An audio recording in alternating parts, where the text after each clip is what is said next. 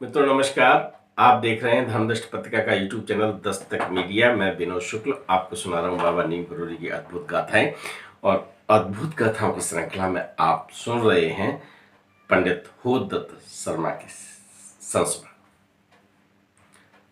संजीव जी ने अपनी बहन संजीव शर्मा जी ने अपनी बहन पुष्पा की बारे में एक संस्मरण शेयर किया। संजीव भैया ने बताया कि पिताजी बहुत चिंतित हैं उनकी व्यवस्थाओं को लेकर। और हर पिता जब शादी होती है तो उन व्यवस्थाओं में पूरी तरह से कहीं चूक न हो जाए कोई, तो इसके लिए प्रयासरत रहता है। तो ऐसे होमदत्त शर्मा भी लगे हुए हैं विवाह के आयोजन में। और ये वर्ष 1973 की है। 15 जून 1973 को भंडारे में होदत्त शर्मा वहां पहुंचते हैं और महाराज जी से कहते हैं, अपनी व्यथा बताते हैं, अपनी चिंता बताते हैं। तो सब बातें बताते हैं कि कैसे कैसे क्या क्या होना है और ये तैयारी हो चुकी है, ये तैयारी होनी है।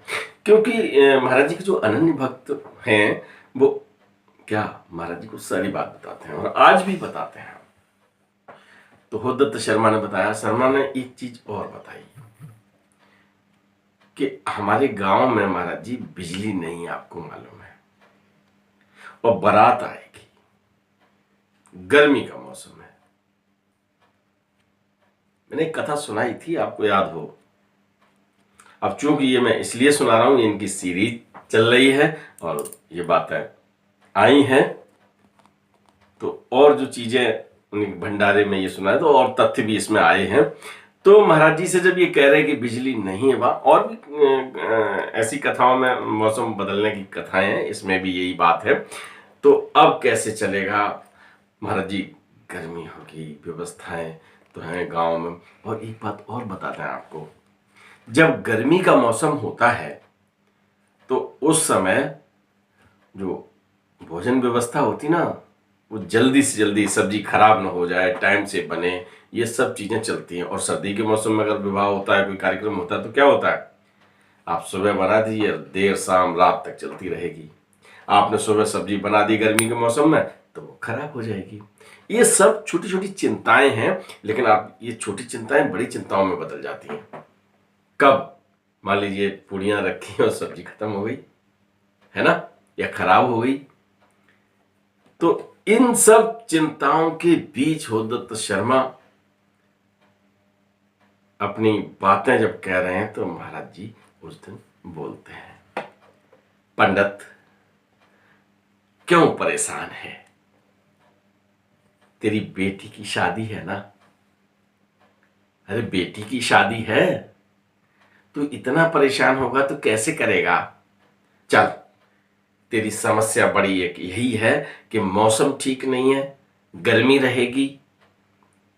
चल तू अपने कपड़ा लित्ता का इंतजाम करवाना, हम मौसम बदल देंगे। होदत्त शर्मा को महाराज जी पर बड़ा विश्वास था।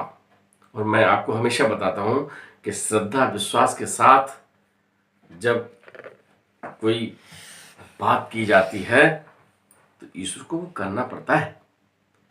अब जैसे होदत्त शर्मा से ये कह दिया कि पंडित मौसम बदल देंगे, होदत्त शर्मा समझ गए कि थोड़ा बहुत तो जो है मौसम परिवर्तन हो ही जाएगा।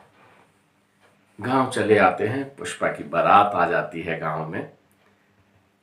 और बारात आने से पहले हल्की बूंदाबांदी होती है, पुरवाई हवा चलती है। पुरवाई हवा में ठंडक होती है ना, जानते हो ना। हाँ, तो बूंदें गिरी, हल्की सी बरसात हुई, पुरवाई हवा चली तो मौसम ने रुख बदल दिया। तैयारियां हो रही हैं, बारात आ चुकी है। और जब बारात आई है, बारात चढ़ी है, तो खूब बढ़िया मौसम, न तो गर्मी का नामो निशान नहीं और गुनगुनी ठंडक हो गई। और बारात चढ़ के जब जनवासे में पहुंचे हैं बाराती, तो वहां कंबल ढूंढ रहे हैं। आप समझ लीजिए,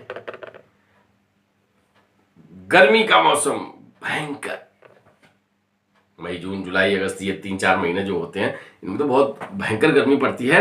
तो अब गर्मी विकट सुबह थी, लेकिन जिस समय बारात चढ़ी, बारात का आओ भगत हुई और अब जब सोने का समय है तो खूब ठंडक है। अब हो तो दत्त शर्मा को याद आया कि महाराज जी ने कहा था पंडित कपड़े लत्तों का इंतजाम कर लेना। अब हमने तो चादरा दलियों का इंतजाम किया था।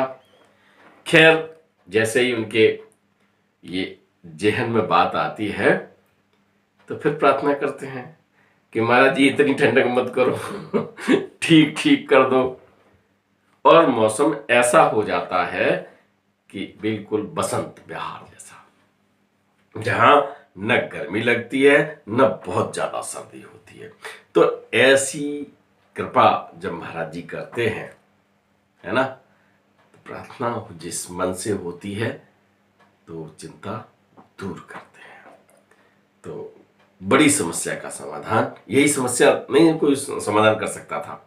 रुपया दे सकता था, सामान दे सकता था और पैसे की जरूरत हो, कोई जो हो वो हो सकता था, लेकिन मौसम नहीं बदल सकता था, है ना। तो बदल दिया मौसम। इसी तरह महाराज जी कष्ट के मौसम को भगा देते हैं और सुख के मौसम को बुला देते हैं। कथा आपने सुन ली है और 1 मिनट में और आपका चाहूंगा। आपने पूरा वीडियो देखा है तो इसका मतलब है कि आपको महाराज जी में गहरी रुचि है। तो मैं आपको बता दूं कि मैंने 700 के लगभग कथाएं सुनाई हैं और जितना जितना महाराज जी के बारे में खोजो, जानकारी का सागर उतना ही गहरा होता जा रहा है। तो मैं ये सब और बहुत कुछ महाराज जी के बारे में लिखित में अब जानकारी भी दे रहा हूं, क्योंकि धर्मदृष्टि पत्रिका विभिन्न विषयों पर निकल रही थी।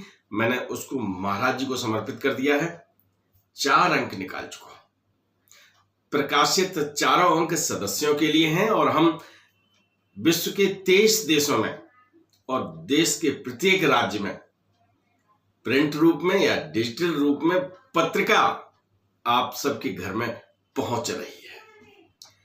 पत्रिका में विशेष जानकारी महाराज जी की है, पूरी की पूरी उसी को समर्पित है। पूरी पत्रिका में केवल महाराज जी का पूरा कलेवर है। आप पढ़ना चाहेंगे या परिवार के सदस्यों को भी पढ़ाना चाहेंगे, देख लीजिएगा। अगर आपका निर्णय पढ़ने का है और परिवार के सदस्यों को बाबा की जानकारी से परिपूर्ण करने का है तो आप 9411851832 पर व्हाट्सएप पे पत्रिका लिख दीजिए या सदस्य बनना चाहता हूं या मिस्ड कॉल दे दीजिएगा इसी नंबर पर, आपको पूरी जानकारी